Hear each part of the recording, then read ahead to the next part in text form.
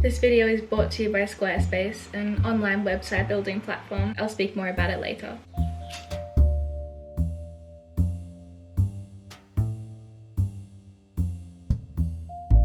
Hi, welcome back.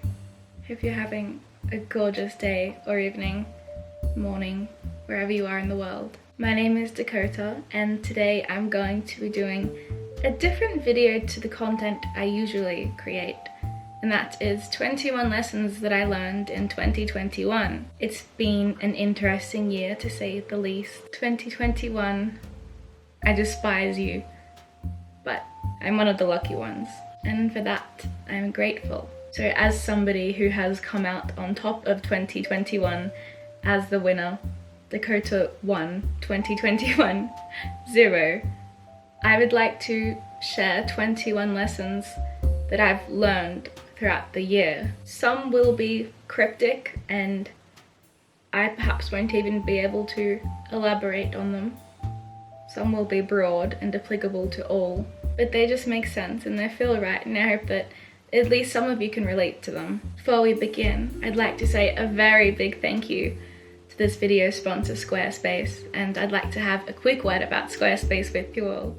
So Squarespace is a platform that makes creating and maintaining websites so easy and is perfect for anything from online stores to blogs. I just finished crafting my own website, which you can see here, and I'm so excited. I'm really proud of it actually. It was so easy and fun to make. There's so many cool aspects I can play with, like email campaigns and even consider member areas, and I get to track my analytics and insights. I genuinely had such an incredible time setting this site up. Please go and look at it, it's my baby. You should head to squarespace.com for a free trial, and when you're ready to launch, go to squarespace.com/Dakota Warren, that's my name, to save 10% off your first purchase for a website or domain. It's worth it.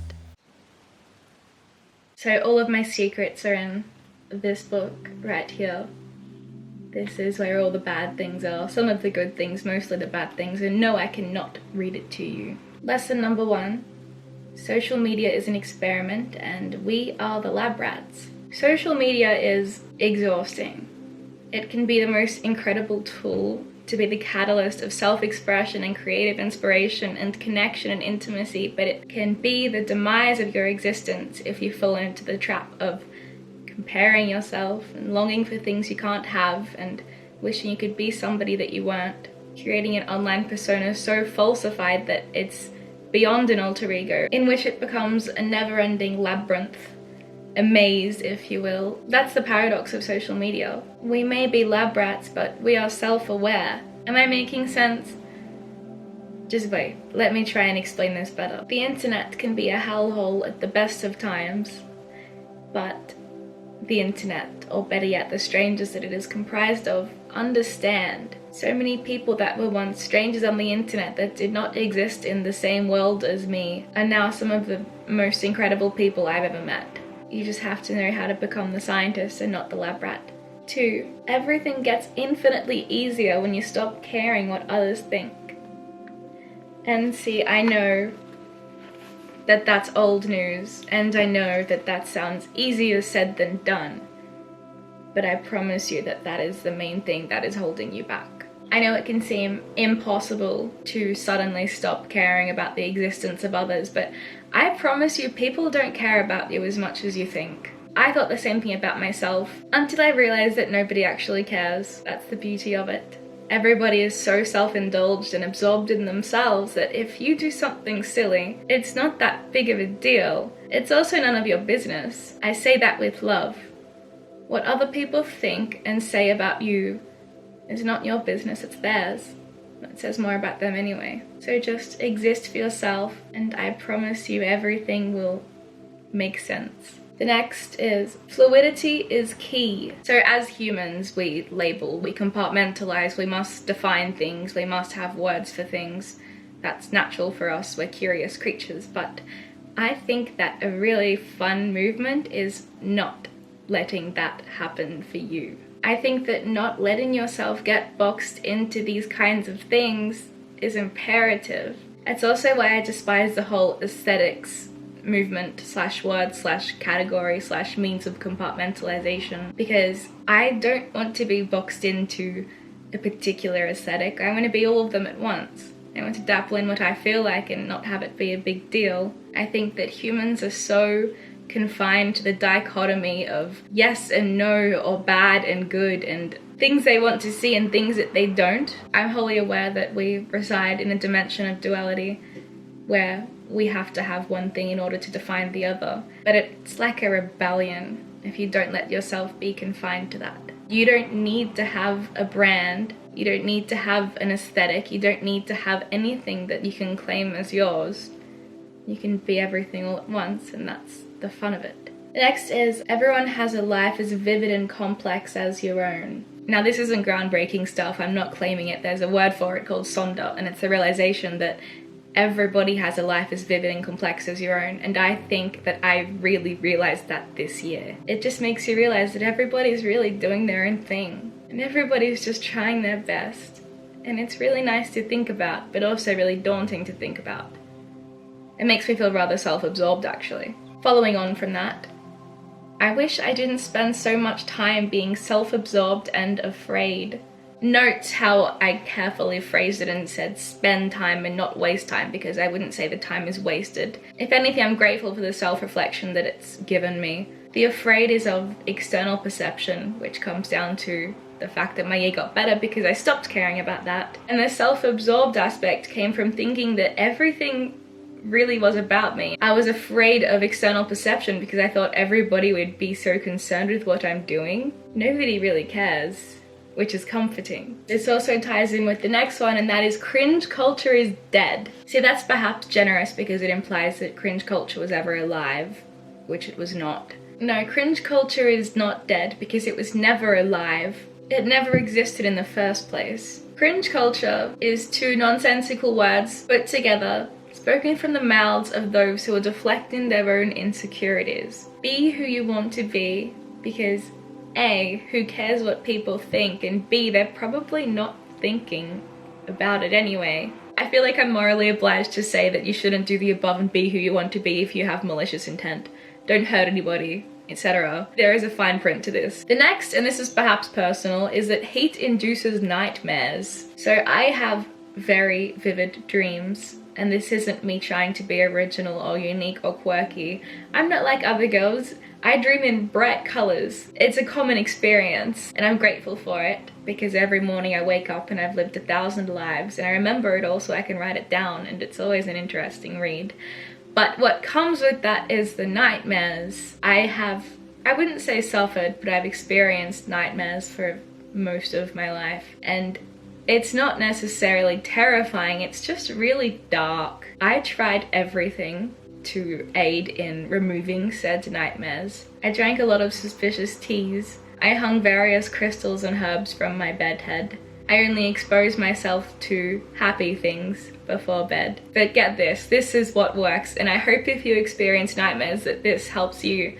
Don't sleep in a hot room. I can't believe it's so simple. So it's something to do with REM cycle of sleep and temperature, and how heat can intensify dreams because it deepens your sleep or something. There's science behind it that I haven't rehearsed. But basically, if you sleep in a cooler room, you're less likely to get nightmares. It's just so simple that it's stupid to not share that information on. The next is that I am a baby in this world. I'm a baby in this world because in the grand scheme of things, I am so small, so young, impossibly mortal and incomprehensibly defenseless. But I am oblivious to the badness in the world because I'm distracted by the shiny things and the strangers that smile back, and the fact that every day the sun will rise and kiss my bare skin. The world can be terrifying and seem impossibly big. But what if that's the best part? To exist is to perform, and so we dance. What is existence? What is the meaning of life? The age-old question. The great philosophers all seem to have an idea, but will we ever know? I found the most solace in the notion that to exist is to perform. We're all characters in this world, and we get to choose what kind of characters. Life is what you make of it, and that's old news. I'm not saying any original or groundbreaking things here, but What if what you make of it is your own performance? If you start to think of everything as an act, or a sacred dance, or a work of art, it all becomes impossibly fun, I promise. In order to write a book, one must be an open book. This is very specific because I did write a book this year, which will be out for pre-order in just over a week, FYI. I'll touch on that again later. When I think of all the great authors to books, they were all great authors because they were so elusive. All we knew about them was the words that they conjured, and of course the few tragedies that they had in their life. What's hot in this day and age is vulnerability. And I've learned that people want an author or a writer to be a walking exegesis. People want to know where the words come from, how the writer got to that point, why the writer got to that point. Vulnerability is everything right now, and I think it's an incredible movement that we're all delving into. The next is granted, but lies and secrets rot your brain. Lies and secrets are fun. One might even dare say they're the most fun that can be had. Regardless, they'll rot your brain if you're not careful. Lies and secrets are just extra weight that you have to carry. They'll liquefy your mind until they run out of your ears in a glorious pink gloopy mess. How incredible is the word gloop? The stomach of philosophy is a bottomless pit and she is starving. I spent much of this year searching for a philosophy that I resonate with personally. Granted, it was lockdown induced. Thank you, A, COVID, and thank you, B, Australia, for having the longest lockdown in the world. A lot of time for self-reflection that I wasn't ready for. What I deduce from my research, if anything, is that nothing is enough for anyone. Lusting after something unattainable isn't going to make you as elusive or intellectual as you may think. It will just make you sad, maybe a little bit angry. Some people are afraid of the world ending. The rest of us are lying. I myself used to be, prior to this year, the person that said, well, the oceans will rise, the sun will implode, perhaps a comet will hit the earth, perhaps we'll all kill each other in some great battle. I'm not afraid. I think the most cowardly thing one can do is say they're not afraid of something they are. The irony within that statement lies within the word that is scripted onto my chest. We're all afraid of the world ending, whether you like living or not. The next is that the fool is innocent to himself and his dreams. See, this is the definition of the tarot card, the Fool, and I have multiple decks, and in one deck the definition says, the fool is naive to himself and his dreams. The concept's there and the overall meaning's there, but the difference between the word innocence and naivety is astronomical. I really identify with the concept of the fool being innocent. He's not trying to be innocent, he just is innocent. In most depictions of the fool in the tarot card, the fool is absent-mindedly stepping off a cliff or some other danger zone because he is looking ahead, obliviously, happily even. He is a fool because of this, that's true, but he is innocent. It also makes me think of the whole notion of how heightened intelligence equals corruption and therefore suffering. So the fool will suffer either way. Getting a little too morbid. Let's go to the next one. The next is to ask questions that you already know the answer to, because the answers will be different each time, and you can learn from that. I suppose it's Socratic irony, and Socrates stood in the town square and asked people their thoughts on philosophy. Socrates famously said, "I know nothing." Well, actually, we don't know what Socrates said, because everything Socrates said is through Plato, and Plato's known to be a little dramatic. But I think that we can all learn from asking questions that you already know the answer to. It's nice hearing what multiple people have to say about the same thing, especially if you've already gained your own idea about it. Be curious. The next lesson is quite a fun story actually, and that is that ravens are a girl's best friend. I say raven, but it is a mix of crows and ravens because here in Australia we have both, and the difference is the colour at the end of their tail. I learned this year whilst locked in my house because, yay, COVID-induced isolation, that ravens are very friendly. There were 2 of them, sometimes 3, that would gather at the front of my balcony in a jacaranda tree.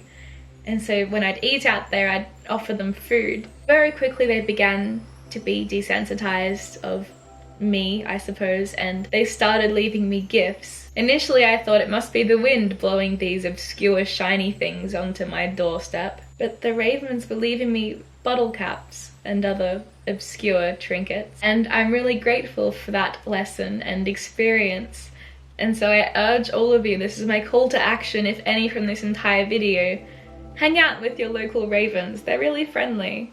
It's really rewarding. The next is, writing becomes a demand once human becomes author. Don't get me wrong, I am impossibly grateful to have landed in my dream career, basing my entire life around the things that I love, like reading and writing and words in themselves. It's just interesting how when something becomes a demand, as humans, we don't want to be told what to do. I don't want to be told what to write about. I don't want to be told deadlines. I'm doing the thing that I love, but I want to keep doing it my way. But I understand that that's not the mentality one can have when they're in the industry. I don't want to sound like an ungrateful brat. I'm living my dream. This is my dream life. The next is that there's comfort in purgatory.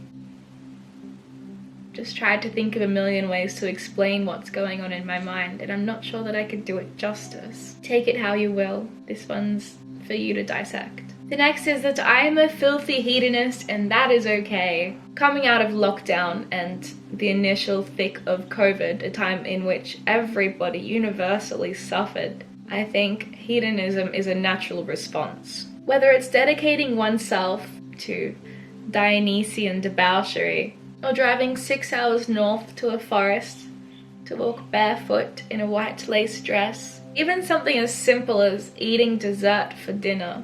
Do what gives you pleasure. There's no shame in that. You deserve it. 20 is that perhaps I am the evil dark thing that I have been running from, and that is okay. This one, I suppose, very briefly sums up the plot of my book that you can pre-order in just over a week. It is a collection of poetry and prose. I will provide more information on this when I am allowed to in just over a week. This is a life lesson, but also a shameless self-promotion. Buy my book. And 421, the final lesson of 2021, I've decided to devote that to you. I'll give you a moment to think about the most valuable lesson that you've learnt this year, and then I'll ask you what it is, okay? Have a think.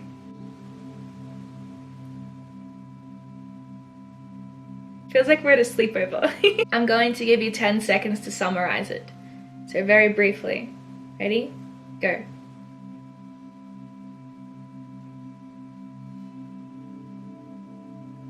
Okay.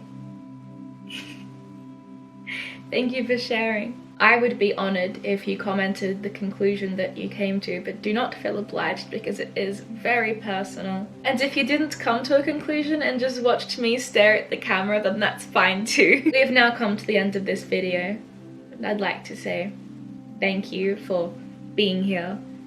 Thank you for listening to me ramble.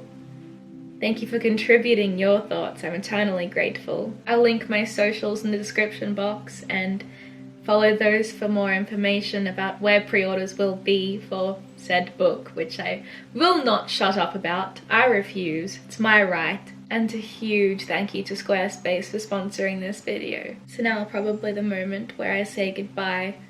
So, goodbye. I love you. Thank you for being here, and I will see you next time.